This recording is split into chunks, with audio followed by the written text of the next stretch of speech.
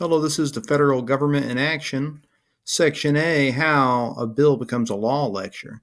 Our prioritized standard is Government and Civic Standard 21. Objectively, we're going to analyze how a bill becomes a law.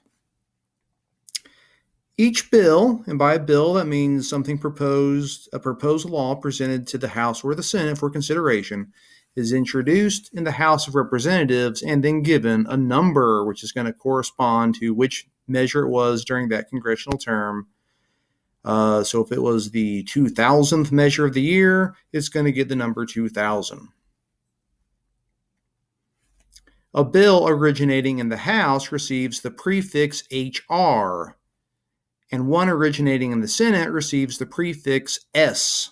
So HR for House Representatives, S for Senate. All bills for raising revenue must originate in the House of Representatives, although bills not involving raising revenue may originate from either house of Congress.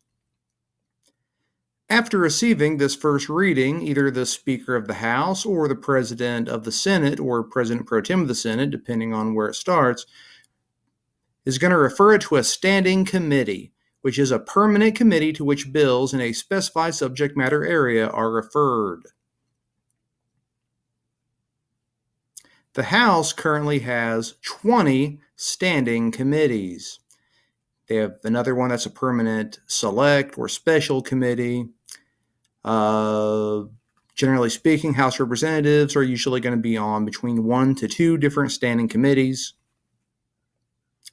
The Senate currently has 16 standing committees. They have 4 permanent select or special committees. Generally speaking, each senator is normally going to be assigned between 2 or 3 standing committees and possibly more subcommittees. We'll get to that. The bulk of the work of Congress is done by committees, as most bills get their most thorough consideration in committees, with members of both houses regularly respecting the decisions and recommendations made by committees. Once a bill is referred to a standing committee, the committee chairperson will assign it to a subcommittee for study, hearings, revisions, and approval. If the bill makes it out of subcommittee, and that is a big if, they don't all do, it goes back to the full committee for more hearings and revisions. When the bill is reported to the floor, the committee chairperson usually manages debate and steers it to final passage. Bills making it out of committee in the House are sent to the Rules Committee to set conditions for debate and amendments. We're going to skip that step on this one, but that's generally the next step coming from the House. After making it out of committee, the bill is ready for floor action. The bill is debated, voted on. If the bill does not pass, it goes back to committee, which basically ends its chances at becoming a law. If the bill passes, it is sent to the other house of Congress and has to go through the entire process again.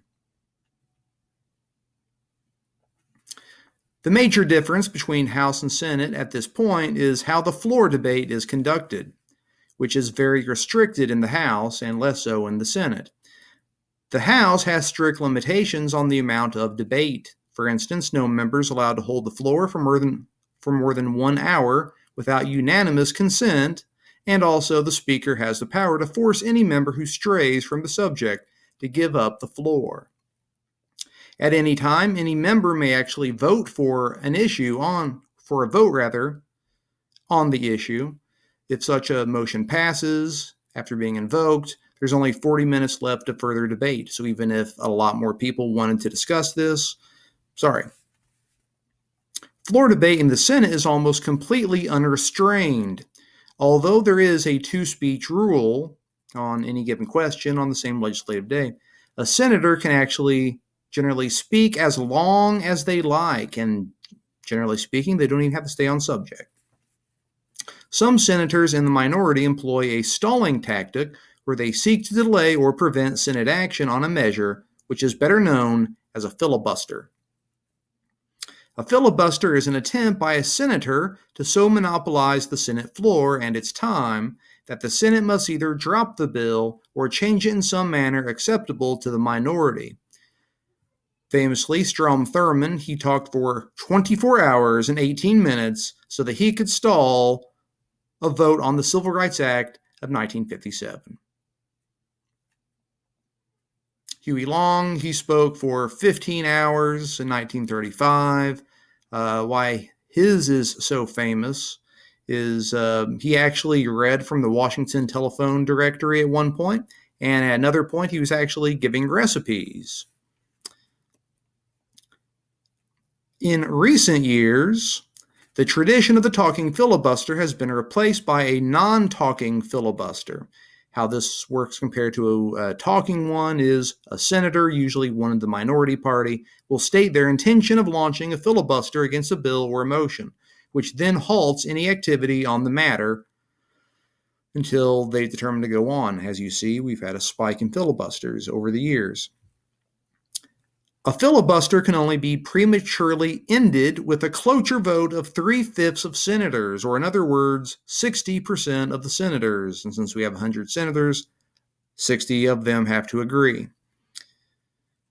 If they pass a cloture vote to end a filibuster, there's still 30 more hours worth of floor time before they actually are going to vote on it. So as you see, the Senate is much slower than the House in this respect. Before a bill may be sent to the president, each house must pass it in identical form. If the two houses pass differing versions, a conference committee is created to iron out the differences in the bill. Both houses send members to resolve the differences between the conflicting versions. Following the work of the conference committee, the House and Senate vote on final passage. Joint committees is something that happens on occasion. These are committees composed of members of both chambers of Congress.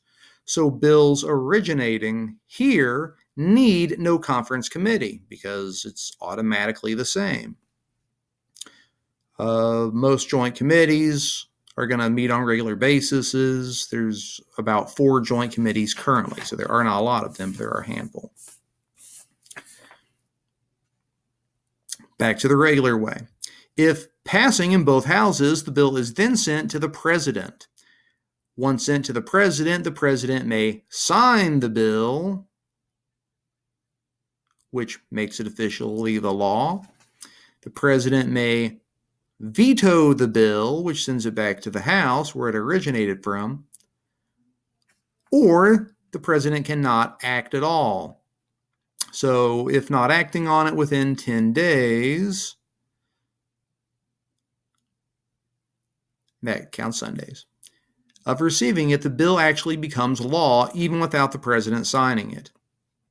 Now, if not acting on it within 10 days, not counting Sundays again, of receiving it, Congress adjourns its session, then the bill is actually vetoed. This is considered a pocket veto. Didn't have to do anything, but at the same time, it actually kills the bill because Congress is no longer in session, so there's no more steps for it to go through.